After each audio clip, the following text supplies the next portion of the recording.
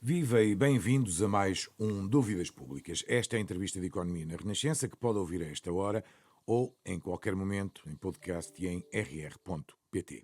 A nossa convidada de hoje é licenciada em Gestão de Empresas, a que juntou o Programa Avançado para Executivos da Universidade Católica Portuguesa e o Programa de Alta Direção de Empresas da AES, a Escola de Direção e Negócios. O seu currículo não caberia nesta breve introdução e por isso passamos apenas por algumas das ocupações que foi tendo. Foi consultora do Conselho de Administração do Banco de Portugal, administradora não executiva da Brisa, Autoestradas de Portugal, e administradora da entidade reguladora dos serviços energéticos. Na política, foi secretária de Estado da Segurança Social e adjunta do Primeiro-Ministro Durão Barroso. Ao longo dos anos foi encontrando tempo para ajudar os outros, nomeadamente através do voluntariado social, integrando até cargos de direção de algumas das instituições sociais a que esteve ligada. No seu perfil cabem palavras como humanista, comunicativa, determinada e focada em objetivos, organizada, participativa e trabalhadora. No desporto, as preferências vão para o ténis e para a natação, mas também se dedica às plantas. A jardinagem, dizem, é o seu hobby. Aproveita as férias e os tempos livres para se juntar à família e para viajar. Maria Margarida de Lucena Correia da Aguiar, a presidente da Autoridade de Supervisão de Seguros e Fundos de Pensões, é a convidada de hoje deste Dúvidas Públicas, uma entrevista conduzida por Sandra Afonso. E Arsénio Reis. Agradeço desde já a presença da nossa convidada. Ano novo, preços novos, e os seguros não fogem à regra, mas nem sempre os segurados são informados dos aumentos quando os contratos são renovados. O supervisor deu instruções para que as seguradoras não se limitassem a indicar a nova anuidade. As instruções estão a ser cumpridas? Então, muito bom dia e muito obrigada pelo convite. Eu, com muito gosto e interesse, que estou aqui, aproveitando esta oportunidade para poder, no fundo, dar informação que seja útil às pessoas e, em particular, aos consumidores, digamos assim. Portanto, relativamente à sua pergunta, o ano 2024 foi um ano transitório para as empresas de seguros se prepararem para emitirem avisos de pagamento com informação detalhada sobre a variação dos prémios, só para as pessoas perceberem. Nós, quando pagamos um seguro, recebemos em casa um aviso de pagamento e normalmente não encontramos no aviso uma explicação para a variação do valor do prémio que pagamos no ano anterior e que agora nos estão a solicitar para pagar no ano em que nos encontramos.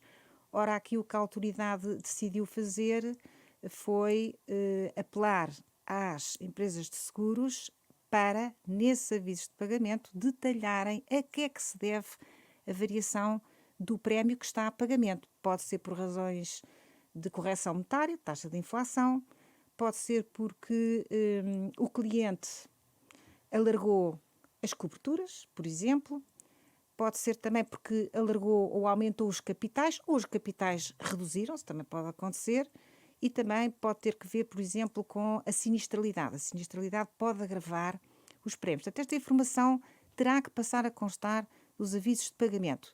Poderei dizer que, neste momento, cerca de 80% do mercado já emite avisos de pagamento com esta informação relativamente a seguros de automóvel, seguro de saúde e seguro multirriscos, incêndio, habitação, para segurados ou tomadores de seguro individuais, a partir de janeiro de 2025.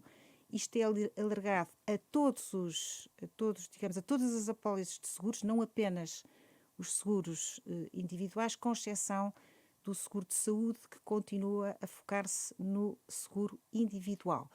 Portanto, a partir do dia 1 de janeiro temos vida nova e eu espero que esta medida que foi tomada realmente venha dar maior transparência ao mercado, mais informação ao consumidor e, no final do dia, o que se pretende mesmo é que o consumidor se sinta mais apoiado e mais protegido. Por outro lado, vai também disciplinar, digamos, a atividade, o que é também bastante importante. Só para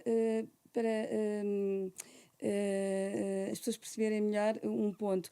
Portanto, a partir do dia 1 de janeiro, os clientes empresariais também estão incluídos? Sim.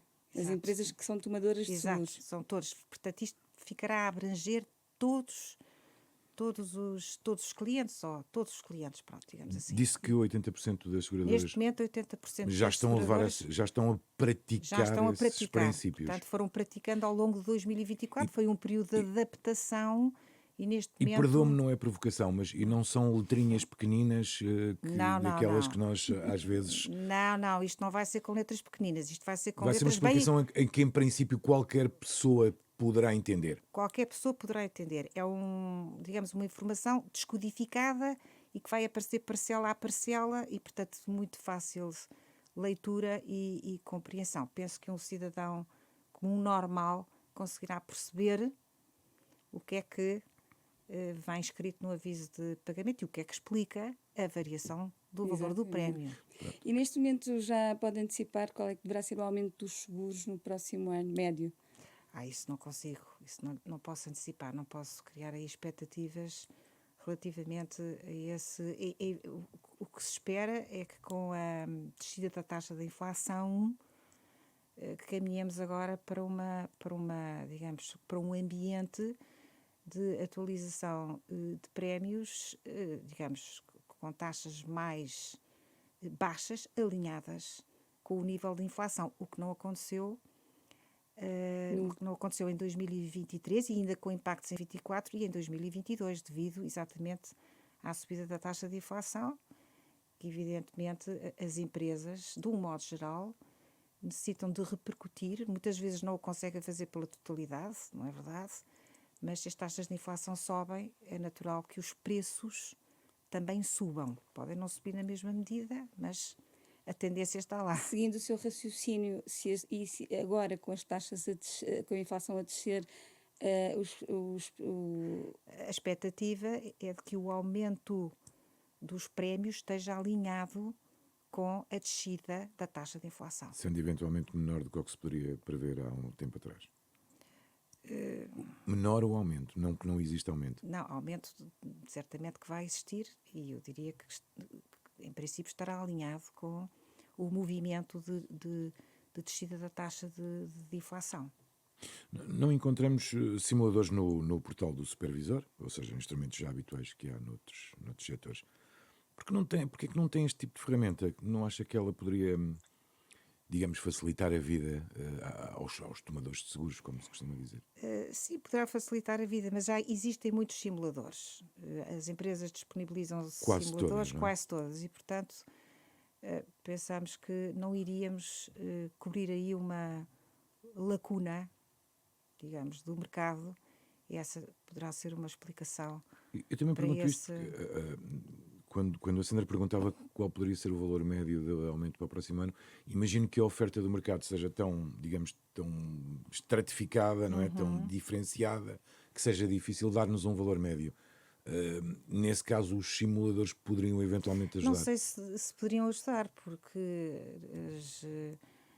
quer dizer, isso teria que ser sempre um pressuposto que teria que ser cenarizado, porque havendo um simulador para calcular, imagine, para prever qual é o valor do prémio de um seguro automóvel que vai ser cobrado, imagine, em maio ou abril do ano que vem, esse simulador não pode, à partida, afirmar que a atualização daquele prémio vai ser de X%. Portanto, também caberia, no fundo, ao utilizador, ao consumidor, poder cenarizar se o aumento vai ser 2, se o aumento vai ser 3, se o aumento vai ser 5. Portanto, aí penso que o ganho não seria muito grande. É fácil comparar seguros. Eu pergunto isto porque às vezes não é fácil comparar as condições que determinadas companhias oferecem em detrimento de outras. Por exemplo, na área da saúde, a autoridade já está a pensar numa forma de tornar mais fácil esta comparação. É um bom ponto, também que liga-se aqui um bocadinho aos com aquilo que estávamos a discutir. Por exemplo, nós estamos a apostar mais nos comparadores. A sua pergunta é muito oportuna, porque nós temos neste momento em consulta pública as chamadas condições padrão do seguro de saúde. O que é que se pretende? O que se pretende com estas condições padrão de seguro de saúde é que as empresas que vendem seguros de saúde adotem um conjunto de condições que vai permitir, conjunto de condições que tem que ver com as coberturas, hospitalização, por exemplo, medicina preventiva, ambulatório, também doenças alargadas mais graves, por exemplo, o cancro ou, por exemplo, doenças cardiovasculares. Portanto, essas condições que possam ser, digamos, adotadas, estamos a falar também, evidentemente, dos capitais destas coberturas, não é? Coberturas e capitais. E que as seguradoras de saúde estejam disponíveis para oferecer um seguro de saúde que cumpre com estas condições. Portanto, X coberturas com determinados capitais. E o que é que isto vai permitir fazer? Vai permitir dar uma maior transparência, digamos, às condições dos seguros de saúde e, sobretudo, vai permitir que os consumidores possam comparar aquilo que é comparável. Portanto, eu não posso comparar preços de seguros que não oferecem as mesmas condições. Claro. E, portanto, ao introduzirmos aqui condições padrão, faço notar coberturas e capitais de cobertura, vai tornar possível que um consumidor se dirija a 3 ou 4 empresas de seguros de saúde e para aquele seguro de saúde, digamos, que verifica aquelas condições de padrão, ele vai perceber que são as mesmas condições, mas com preços diferentes. O que é que vai diferenciar o preço? Logo se verá. Evidentemente que é também aqui uma preocupação da autoridade que com estas condições padrão haja aqui no fundo, ter aqui um efeito de promoção de condições adequadas à proteção da saúde dos consumidores que adquirem seguros de saúde, porque muitas vezes adquirem seguros de saúde cuja proteção é mínima. Depois não vai resolver determinado tipo de problemas. E, portanto, estas condições padrão, ao colocá-las para certas coberturas e com determinados capitais, vai permitir oferecer um cabaz, não é, de coberturas e de capitais mais adequado, digamos, à proteção que se pretende com um seguro com um seguro de saúde. É bom de ver que nós temos neste momento cerca de 4 milhões de beneficiários de seguros de saúde, seja porque as pessoas individualmente contratam seguros de saúde, seja através de seguros de grupo que as empresas oferecem aos seus colaboradores. E, portanto, é muita gente e nós precisamos realmente de melhorar, digamos, o funcionamento deste subsetor e melhorar, no fundo, a proteção do consumidor, disciplinar mais o mercado e, para nós, a autoridade, isto significa melhorar a regulação deste subsetor de seguros de saúde. E isso acontece muito, ou seja, as pessoas adquirirem seguros em que pensam que estão ali protegidas e depois, quando precisam realmente dele, percebem que estão a pagar uma coisa que não cobre praticamente nada. É isso. Recebem muitas reclamações dessas na autoridade? Não recebemos muitas reclamações desse tipo. Recebemos mais reclamações, porque às vezes as pessoas também não têm consciência do que é que estão a contratar. Sabe que para reclamar é preciso saber. Só reclama quem sabe. E isto é um paradigma, paradigma que nós temos aqui, não é? Portanto, só reclama quem sabe. Mas Quem então não sabe, não reclama. Agora, esse ponto que referiu é muito importante, porque onde há mais reclamações é relativamente ao tema dos planos de saúde. É a confusão que está instalada entre planos de saúde e seguros de saúde. São 2 produtos muito distintos. E nós vamos também tomar algumas iniciativas relativamente a esse tema. Quero só explicar muito sucintamente a diferença entre os dois, porque quem nos ouve pode eventualmente não perceber. Um plano de saúde, na verdade, é um cartão de descontos. Qualquer empresa, não precisa de ser uma empresa de seguros, pode oferecer um cartão para despender com despesas de saúde. Tem uns descontos, enfim, pode gastar com consultas, essencialmente são consultas médicas, não é? Portanto, quem fornece esse serviço não corre nenhum risco. Uma seguradora, quando oferece um seguro de saúde, está sujeita a um conjunto de regras e corre riscos, não é? Quando vende um seguro de saúde. No caso do plano de saúde, não há qualquer risco para quem oferece o plano, e o plano não é mais do que um conjunto de um cartão de descontos que lhe dá acesso a alguns serviços de saúde até esgotar o cartão. Deixe-me só voltar um bocadinho atrás, que é, quando falamos da consulta pública que falou há pouco, para ajudar à definição das condições padrão de um seguro de saúde, foi feito na área da saúde porquê? Ou seja, porque na área da saúde, não na área do ramo automóvel, ou na área de... Muito bem, uma pergunta bastante interessante essa, muito oportuna. Nós vamos começar, vamos ter aqui assim a oportunidade de estabelecer condições padrão para vários seguros. Isto é a primeira iniciativa e começámos com o seguro de saúde porque foi um mercado que cresceu muito depressa. Já são muitos milhões de pessoas que têm a ver com a saúde, que é um bem muito valioso, Atinge precioso. uma população que pode ter dificuldades adicionais. Também, e portanto nós consideramos que devíamos começar com a saúde. A ideia é depois alargar a outros ramos. Olha, por exemplo, multirriscos.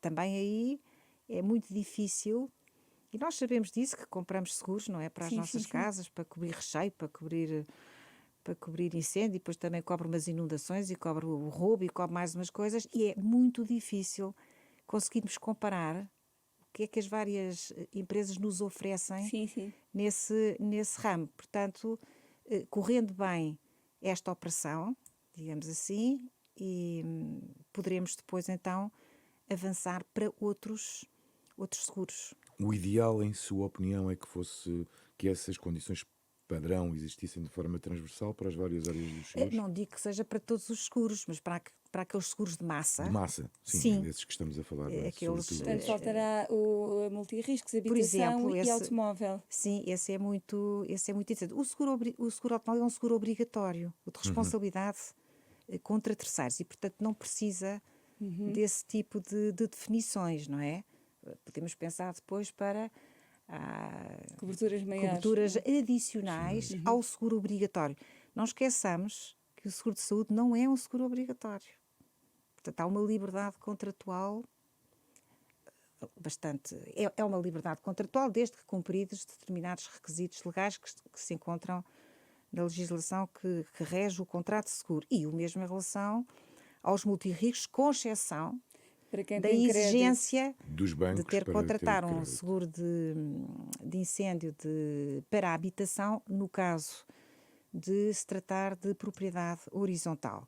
Nem todos os bancos exigem um seguro de incêndio quando concedem crédito para a aquisição de habitação. Portanto, temos aqui estas nuances. Mas sim, acho que o seu ponto é bastante interessante. Muito bem.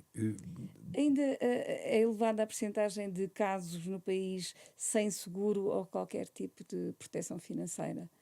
Em relação? No geral, bom, em particular nestes casos que estávamos a falar de habitação e por exemplo, também na estrada, onde é obrigatório, mas sabemos que há muitos acidentes em que depois acaba por se perceber que um dos envolvidos não tem seguro.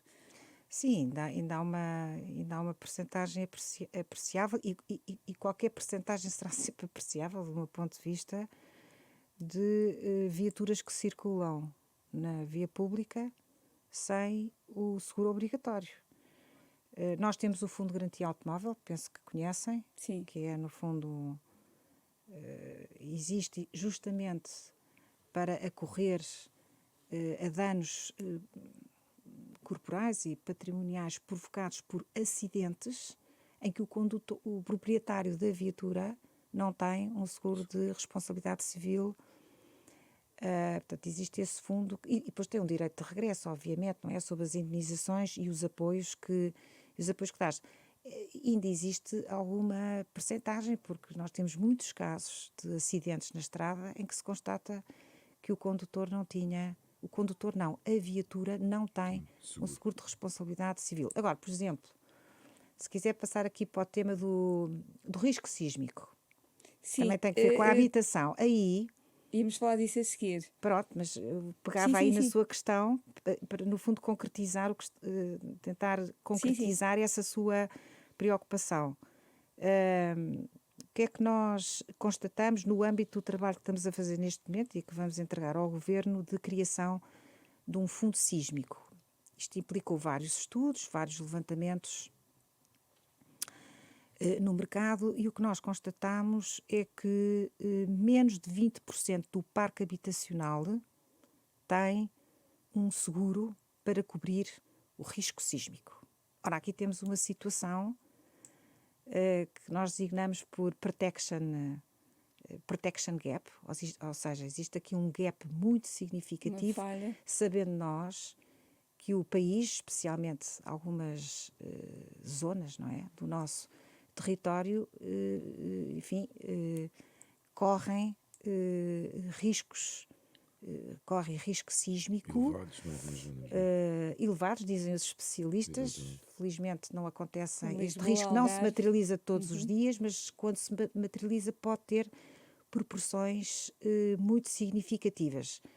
Não ter este seguro, não dispor deste seguro, significa que no caso de um, digamos, de um sismo de grandes proporções e não havendo seguro, o que vai acontecer é que as famílias vão ter que resolver o problema, os problemas provocados por esse evento através das suas poupanças ou, mais uma vez, através de ajudas governamentais. Portanto, a criação deste fundo sísmico, que foi um pedido feito, aliás, pelo anterior governo, e que é um assunto que tem já muitos anos, não é? Nós do nosso lado, nós vamos entregar a encomenda, vai-se ficar entregue. Termina o prazo no final deste ano? Não é bem um prazo, enfim, mas vamos, porque é evidente que há aqui decisões políticas para tomar, não é? Nós fizemos o trabalho técnico, mas depois há aqui decisões políticas para tomar e essas pertencem ao Governo e é natural que o Governo, enfim, venha depois também a necessitar de informações complementares, adicionais, etc. Ainda temos aqui um processo, algum trabalho à frente. Mas nunca num caminho de tornar obrigatório este tipo de seguros, ou não? A ideia é tornar o seguro de cobertura de risco sísmico obrigatório. Sim. Okay. E isso poderá acontecer num prazo razoavelmente curto? Isto agora vai depender de decisão política, não é? E, de qualquer das maneiras, poderemos depois ter aqui algum gradualismo na criação, na alimentação do fundo. E, provavelmente é isso que vai acontecer. Agora, é importante nós termos um mecanismo coletivo de capitalização, porque é um mecanismo que vai capitalizar justamente os prémios deste seguro e que realmente em caso de catástrofe, e não precisa de ser uma grande catástrofe, vamos lá ver, nós não construímos um fundo para uma grande... Não. Para as pessoas perceberem, os prémios deste seguro revertem para o fundo.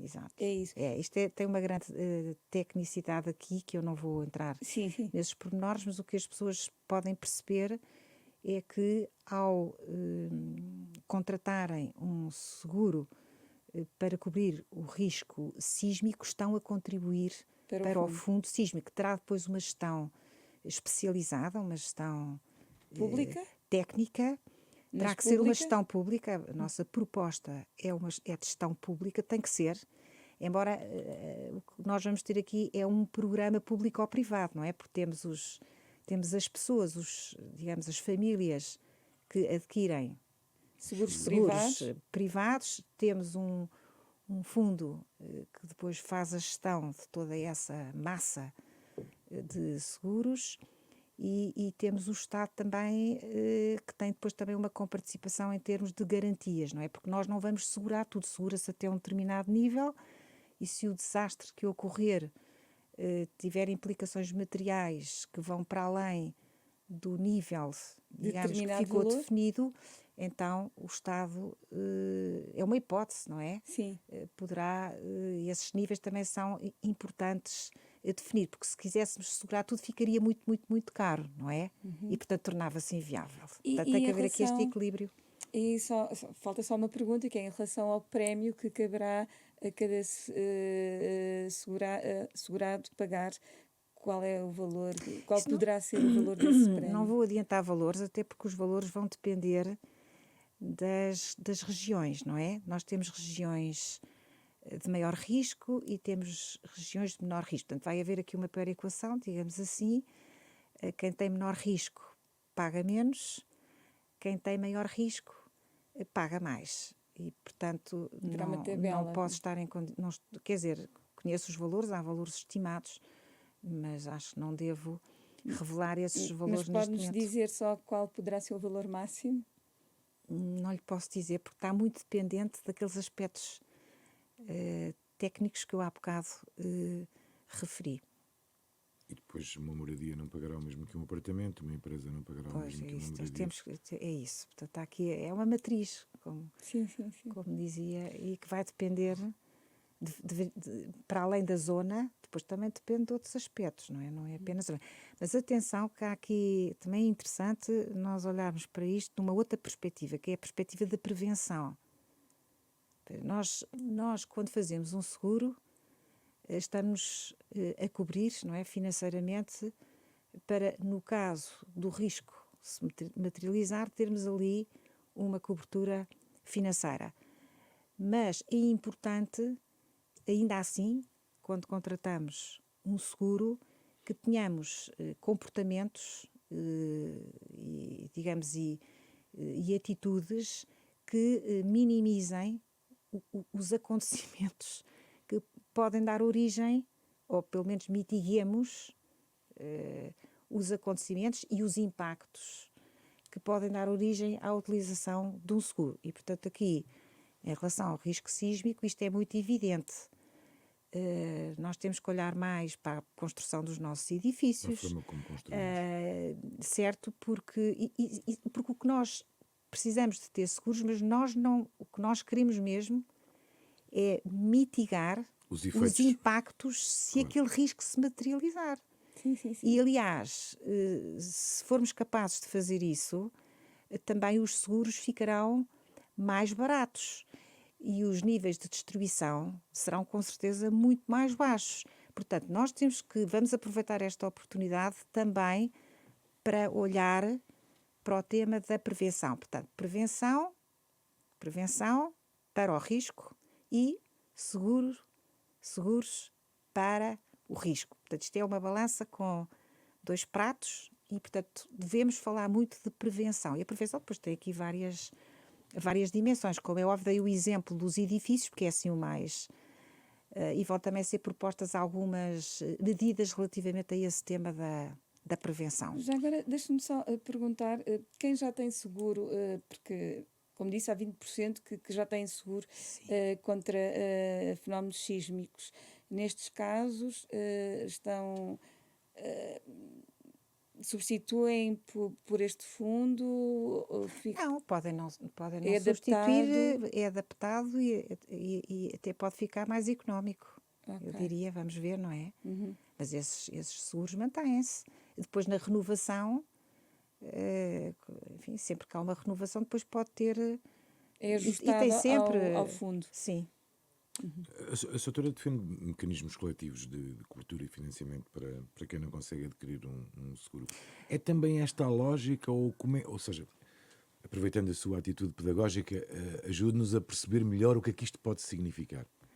Não, isto pode significar que em áreas onde é muito, digamos, difícil oferta suficiente para cobrir riscos, ou em que a procura é uma procura, digamos, curta, para termos aqui, assim, uma cobertura coletiva satisfatória, este tipo de mecanismos são indicados. Por exemplo, esta iniciativa que vamos ter agora do Fundo Sísmico, se correr bem, pode servir para algo idêntico, mas para catástrofes climáticas. O que é que nós vemos? Nós vemos também que há um gap muito significativo de proteção, em termos de seguros, para este tipo de catástrofes climáticas. Estou a falar de incêndios e estou a falar de inundações. E estas catástrofes estão a acontecer com maior frequência, com maior severidade, e nós nem por isso vemos que haja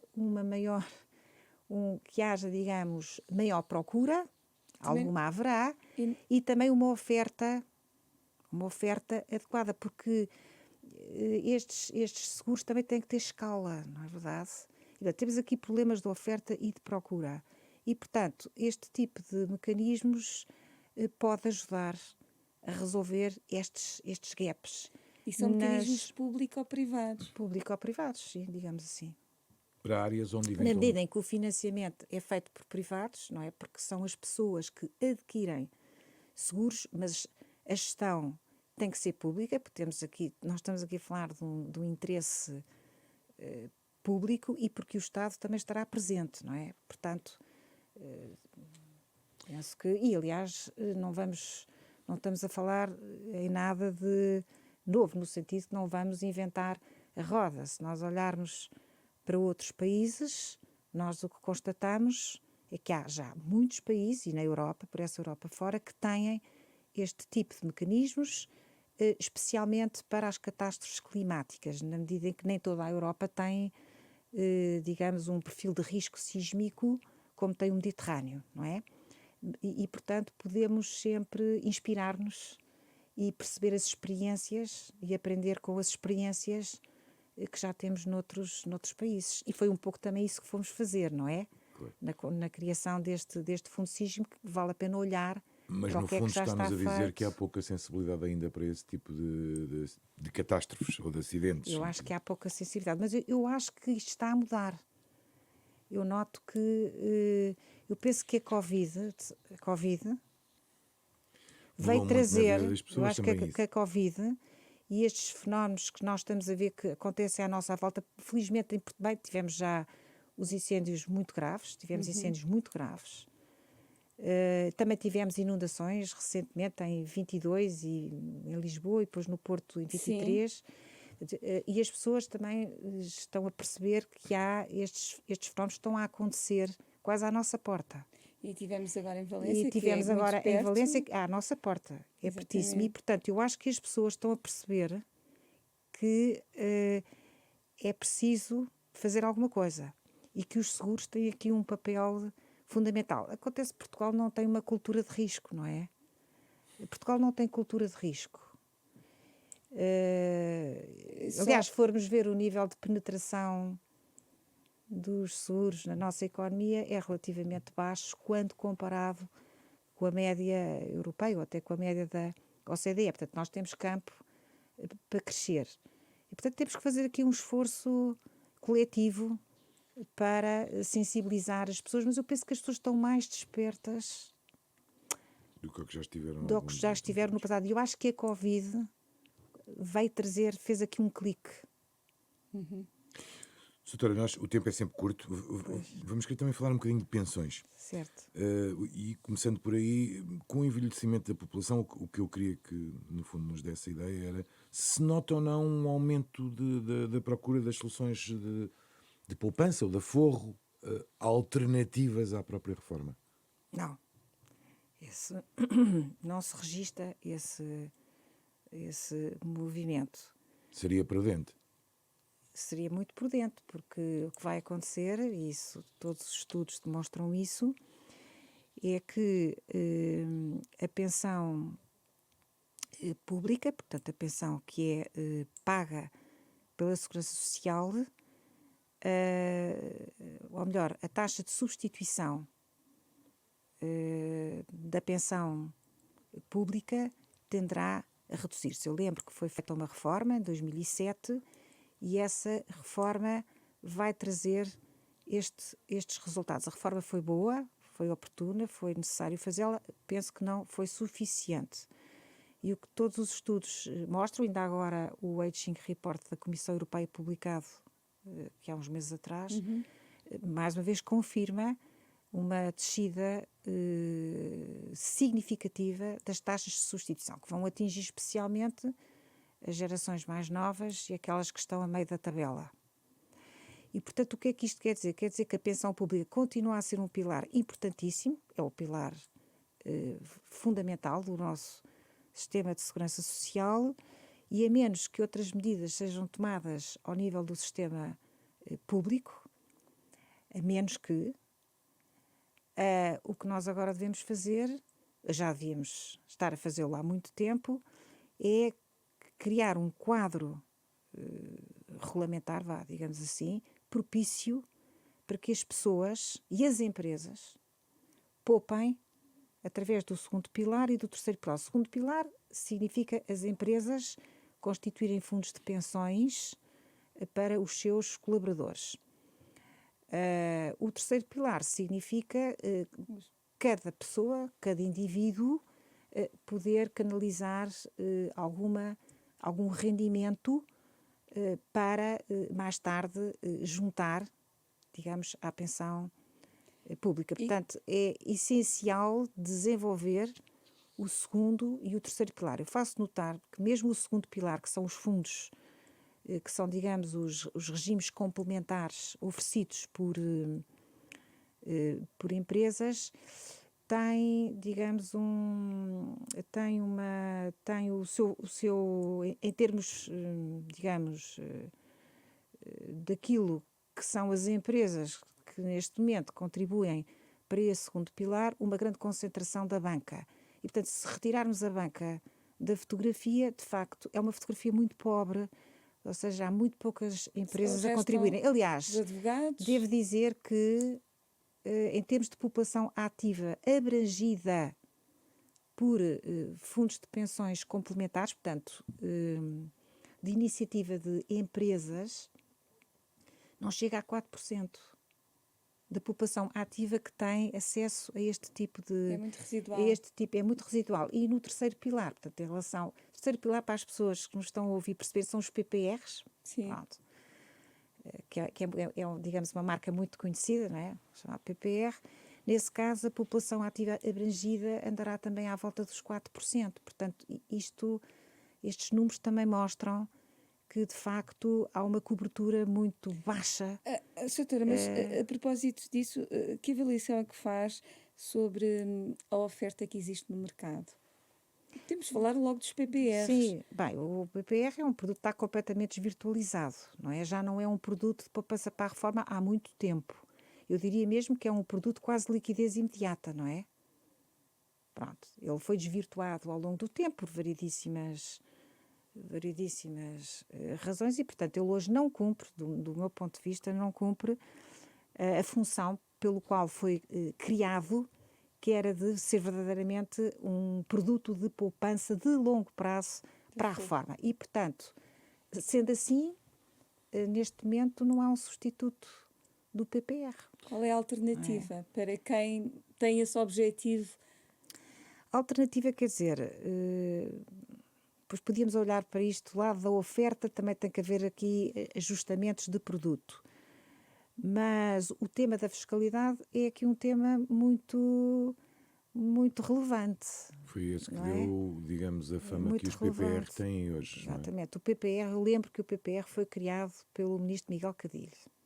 Certo. E ainda há tempos li o preâmbulo daquele decreto-lei e, de facto, ele é criado na convicção de que é necessário criar um produto para todos, que todos simples, que todos percebam, para complementar a pensão pública. E oferecendo uma vantagem fiscal. Que fosse também diluindo, O não é Estado não verdade? deveria ir nesse caminho, numa fase em que nós estamos com os problemas demográficos e de futuro de Só, reforma. eu não quero entrar no campo das decisões políticas. O que eu posso.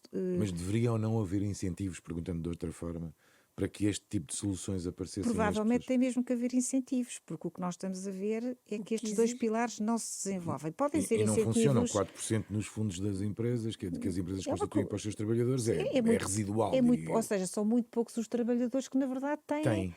estes regimes complementares. Há uma coisa que eu gostava de dar nota que é a seguinte, que é conhecido. De facto, o mercado e os governos dispõem hoje em dia de uma infraestrutura de regulação e supervisão de confiança, que é credível, que é sustentável e que reside nesta autoridade. E que, portanto, há aqui um pilar, um edifício de competências e de conhecimento que deve ser aproveitado para desenvolver o segundo e terceiro pilar, porque também não é possível desenvolver estes pilares se não tiver, digamos, uma infraestrutura credível Na para base de fazer a tudo isto. regulação e a supervisão. E essa infraestrutura existe, o que já é muito bom. Sim, faltam Foi-se as construindo ao propostas. longo do tempo, não é?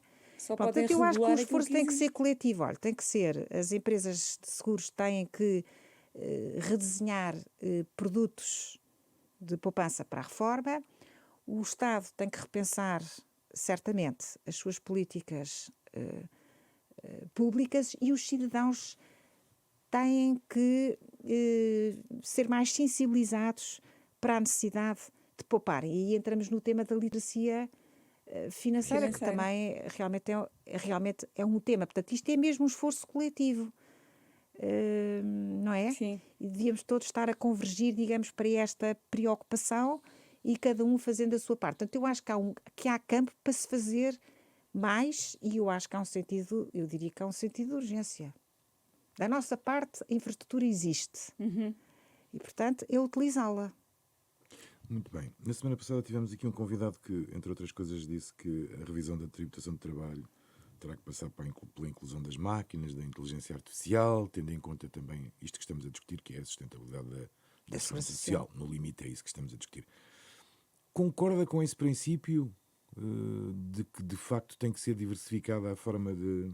A revisão da tributação do trabalho só não vai chegar, pura e dura, não vai chegar no... Olha, eu diria duas coisas. Em primeiro lugar, nós devemos manter um sistema que estabelece uma relação sinalagmática entre o que se contribui e o que se recebe. Isso é muito importante, preservar esse sistema. Uma questão de justiça aí, não é? De justiça, e é nós sabermos que se contribuímos e se estamos dentro do sistema, nós estamos a formar uma pensão de acordo com determinadas regras e que é função das contribuições que foram feitas. Esta relação sinalagmática é fundamental, não a podemos destruir. Agora, com o desenvolvimento a que estamos a assistir relativamente tecnológico, e há já países que adotaram estas políticas, que é de chamar ao financiamento da segurança social digamos, esta economia tecnológica, não é verdade, que deve também contribuir para o sistema. Mas não está na relação sinalagmática. É, digamos, uma diversificação de fontes de financiamento e, portanto, seria mais, digamos, uma atividade económica, digamos assim, que iria contribuir para o financiamento do todo, sem pôr em causa a tal relação sinalagmática que nós devemos manter e que é um princípio básico do nosso sistema de segurança social. Sim, tenderei a concordar, até porque há países que já adotaram. Houve até uma discussão, aqui há uns anos, a nível europeu, na tentativa de se definir um regime, porque depois temos aqui problemas de competitividade, não é? Portanto, ao longo, quer dizer, na União Europeia, o impacto que este tipo de tributação pode ter, digamos, nos investimentos, não é? Na economia, na verdade, e portanto houve uma discussão... na atração de investimentos. Nos investimentos, na atração de investimentos. Portanto, isto já foi um assunto muito discutido na Europa, depois não foi possível chegar a um acordo e houve alguns países que avançaram. E, portanto, estão a tributar... E Portugal deve avançar também. isso implica estudar, perceber os impactos que pode ter, porque isto é um problema de escolhas, não é? As políticas É uma decisão públicas, política. as políticas públicas assentam em escolhas. Nunca há uma única escolha. Há várias escolhas possíveis. É preciso perceber os impactos de umas e de outras enfim, e decidir. Felizmente não estou no papel de decisor político, portanto não tenho que o fazer. Segundo um estudo da DECO deste verão, a satisfação dos consumidores com as companhias de seguros, automóvel, multirrisco, habitação e saúde continua aquém do desejável. As exclusões previstas são o que mais desagrada. No fundo, o que é que se queixam os segurados? Olha, o ramo mais reclamado é o ramo automóvel. Não por causa dos prazos para a resolução dos sinistros, mas por causa das responsabilidades que na resolução de sinistros são atribuídas a uns e a outros. Portanto, eu diria que o automóvel tem um elevado nível de reclamações. Depois temos também os multirriscos, incêndio, habitação, têm também uma cota bastante elevada de reclamações.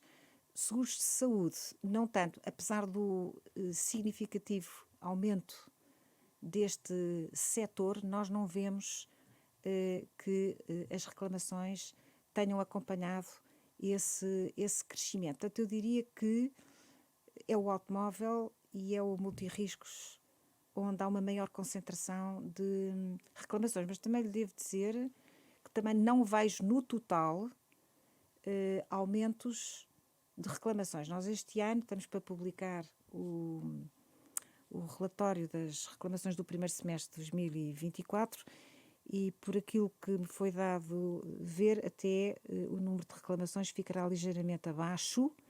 Em termos de teremos uma variação homóloga, eu diria simpática, que significa que as reclamações não estão a crescer. Pronto. E isto para nós é um aspecto importante. Agora, também devo dizer que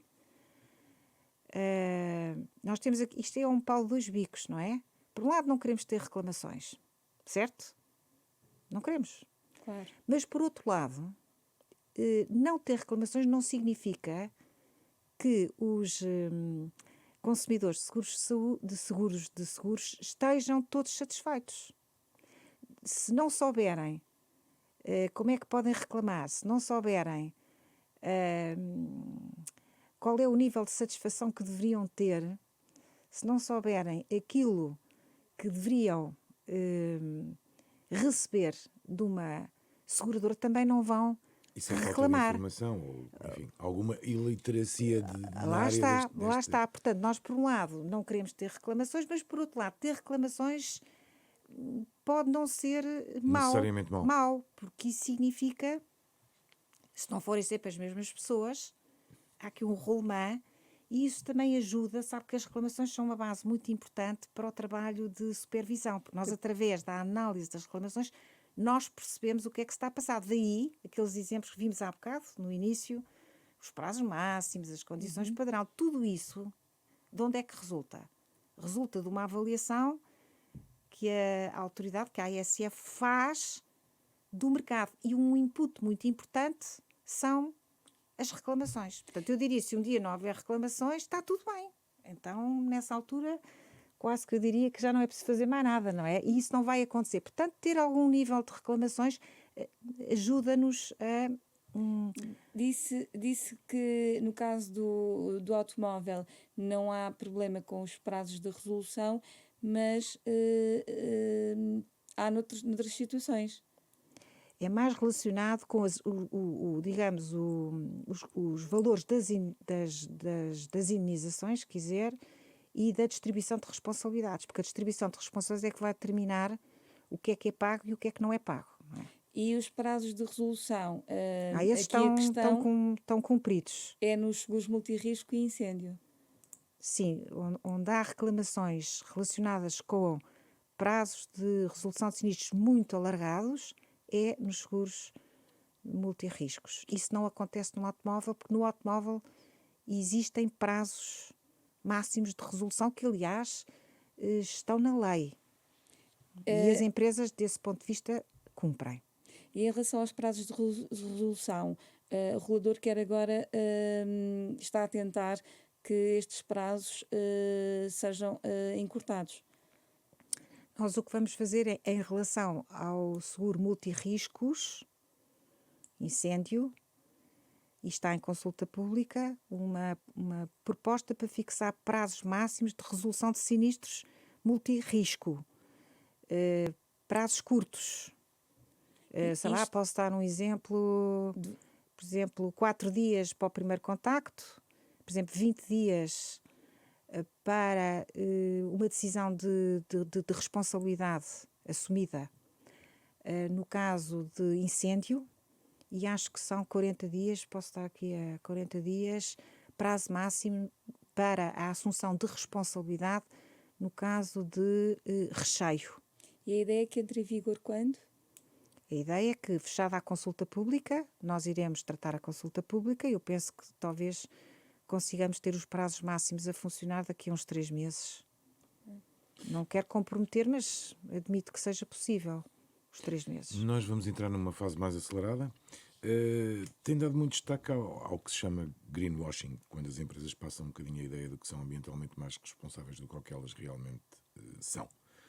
Temos motivos para nos preocuparmos com esta questão em Portugal? Não, acho que é um fenómeno, ele existe, essas práticas que no fundo conduzem a vendas desleais, não é? Atrevia-me a pedir-lhe exemplos, se nos quiser dar. Mas nós estamos aqui a falar de produtos financeiros, não é? Okay, nós estamos a falar de produtos financeiros. Sei lá, imagina um fundo de pensões que é vendido como sendo um fundo de pensões verde, sustentável e que, portanto, terá que ter uma carteira constituída por ativos. Aqui para os nossos ouvintes, ativos é, digamos, investimentos em empresas.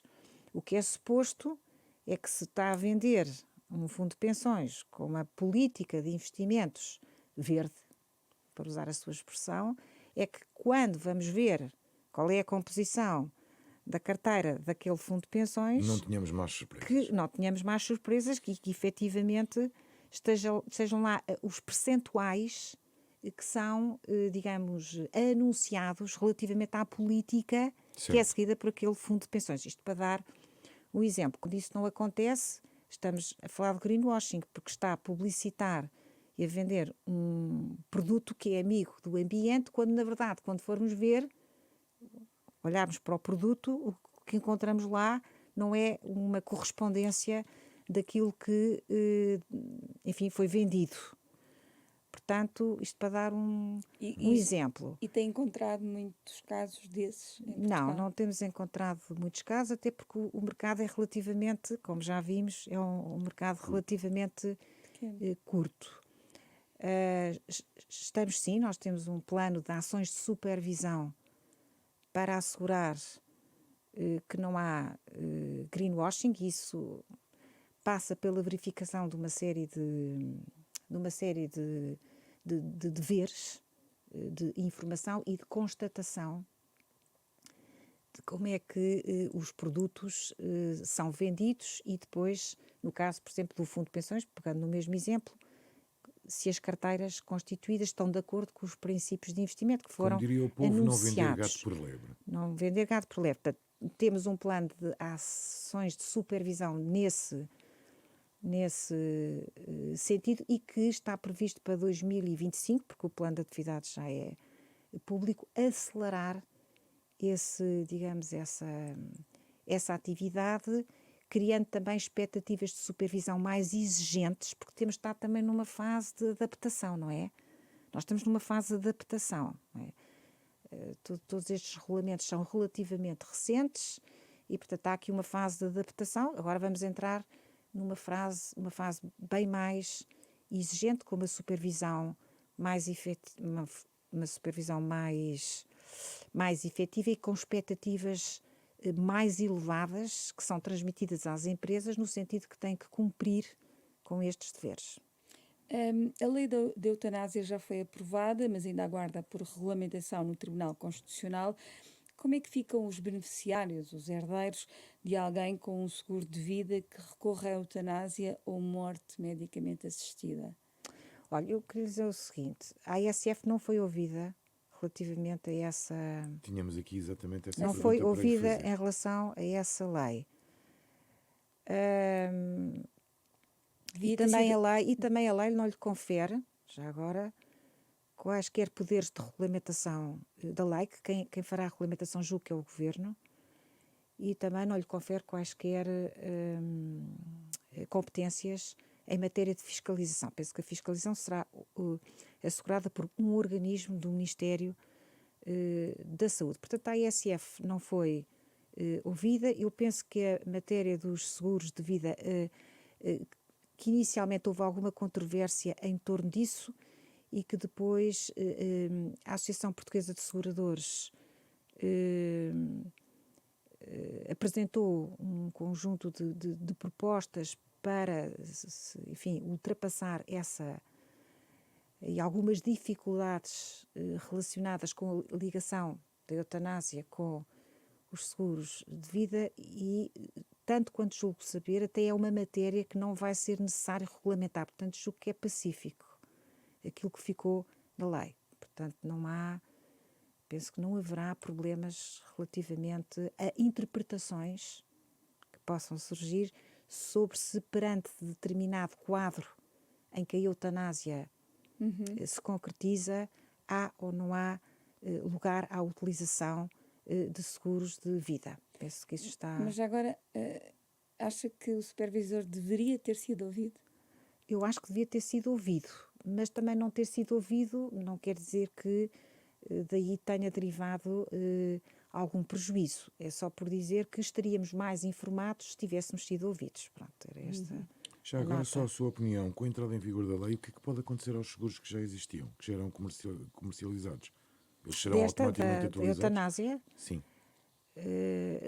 normalmente esta legislação não Não é, abrange para não, trás. não é disruptiva e não retroage no sentido de exatamente esse aspecto que está a referir. Não, é um detalhe que não lhe sei responder, mas julgo que não. Adelaide Cavaleiro apresentou a resignação em junho, cerca de 1 ano e meio depois de chegar à administração de supervisor, apontando fortes divergências consigo. Foi uma questão pessoal ou diferenças na estratégia? Olha, eu não vou falar não vou olhar para o tema de uma forma pessoal, acho que não o devo fazer. Eu diria que eu presido este Conselho de Administração desde 2019 e já conheci diferentes composições do Conselho de Administração da ASF. O Conselho de Administração sempre funcionou bem, é coeso, é um Conselho de Administração organizado, participativo, tem o seu funcionamento estabelecido em regulamento, existem regras de funcionamento, há uma distribuição de pelouros, que é importante, portanto, os vários membros do Conselho ocupam-se de determinadas áreas e, portanto, este modelo de funcionamento sempre funcionou bem.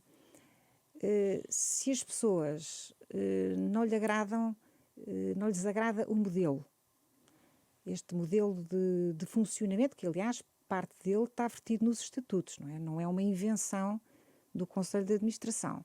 Depois temos aqui possibilidades de nos organizarmos de uma forma que seja mais conveniente, mas que não é apenas uma vontade da Presidente. A Presidente é Presidente do Conselho de Administração. O Conselho de Administração é um órgão coletivo que também tem uma palavra a dizer. E, portanto, cabe ao Presidente assegurar que o Conselho de Administração funciona bem, é coeso, é participativo e é isso que eu tenho procurado fazer desde sempre e nunca tive problemas com outros membros do Conselho de Administração. Portanto, neste caso, a pessoa entendeu, traz suas razões de que aquele modelo não era do seu agrado, não se terá dado bem, não gostou, não se adaptou e decidiu ir-se embora. E é o que eu que eu posso concluir daqui, é exatamente exatamente isto que estou a referir é que este Conselho funciona normalmente e desde o princípio. Eu tenho outros colegas no Conselho de Administração, certo? Termina o mandato de 6 anos em junho de 2025, portanto faltam cerca de 6 meses. O Montepio foi um dos dossiês mais complicados que teve de resolver. Esta questão vai marcar a sua liderança? Não acho que seja essa a questão que vai marcar a minha liderança. Haverá tempo para fazer um balanço, mas há aspectos bem mais interessantes que irão certamente marcar a minha, Já agora Em quero 30 apontar. a minha segundos. liderança. Em 30 segundos, diga-nos um ou dois, só para nós percebermos desses aspectos mais interessantes, digamos assim. Já voltaremos ao Montepio em breve. Olha, a melhoria da qualidade da regulação feita pela ASF, o reforço das competências em matéria de supervisão, a reorganização da gestão da autoridade, a transformação digital da autoridade, isto só para dar 4 aspectos. alguns exemplos. Vamos avançar. Em 2021, chumbou o plano de convergência apresentado pela Montepio Geral, a Associação Mutualista, que é dona do Banco Montepio e das seguradoras Lusitânia. A Associação já tem ou continua sem um plano de adaptação ao regime de atividade seguradora? Não, a Associação Mutualista Montepio Geral não tem um plano de transição aprovado. Portanto, está sem plano de transição. Tem ainda um prazo até 2000? Não, agora já não tem. Já não tem. Deveria ter apresentado o seu plano apresentou um plano de transição, mas que não foi aprovado pela ASF. E, portanto, não tendo sido aprovado pela ASF, não está, digamos, a cumprir com um plano de transição chancelado. E que riscos corre por não cumprir esse plano, só para percebermos? Em que sentido? O que é que pode, no fundo... Porque este período de transição... O período de transição tinha 12 anos. 12 anos, exato. E, portanto, esse período está a decorrer, mas sem um plano de transição aprovado e que esteja a ser implementado, tendo em vista, no final, o quê? E isso Que não- a associação, isso no não- final do período, tivesse um regime de solvência semelhante às restantes seguradoras. àquilo que é aplicado às empresas de seguros. Portanto, não havendo um plano de transição, essa convergência não se está a fazer. Não se estando a fazer, a Associação Mutualista deveria estar a ser penalizada. Ou não? Bom, isso é uma matéria que nós não somos supervisores Ainda. destas associações Ainda. e destas eram duas em particular que deveriam ter os seus planos de transição e, Mas portanto, serão, não sendo... só para as pessoas também perceberem, serão supervisores de pleno direito a partir de 2030. Porque não existe um plano de transição que se tenha cumprido, certo? Então, Sim. certo? Então como é que se sai desta Impasse. quadratura do círculo? Não, agora há aqui uma decisão política para tomar, não é verdade? Porque se a lei determina que determinadas associações mutualistas têm que ter um plano de transição, plano esse com uma duração de 12 anos com vista à convergência para o regime de solvência das empresas de seguros, se a lei determina e se de facto essa regra, essa norma não está a ser cumprida, então tem que haver aqui uma decisão política. Que pode passar por... A decisão não é da ASF. Não, naturalmente, mas... Nós, quando supervisionamos, tomamos decisões, obviamente, mas não é o caso aqui, não é? Mas essa decisão política pode passar por que tipo de saída, digamos, para este... Pois, não sei, o que lhe posso dizer é que... Porque já decorreram 3 anos e não aconteceu nada. Pois. No fundo é isso Exatamente. que nos está a dizer. Não aconteceu nada em relação ao plano de transição, Sim. porque estas associações continuam a desenvolver a sua atividade, enfim... Exato. A vender seguros? Sim, a fazer, enfim, a funcionar, julgo eu, normalmente, a desenvolverem a sua atividade, mas sem este contexto, sem este enquadramento implementado. E, portanto, agora há aqui uma decisão política para tomar. Do lado da ASF, Nós demos apoio técnico ao anterior governo, no sentido de procurar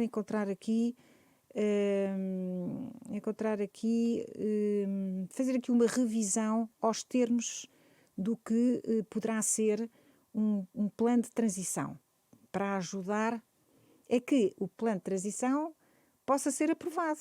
Nós não podemos aprovar uma coisa que não é execuível.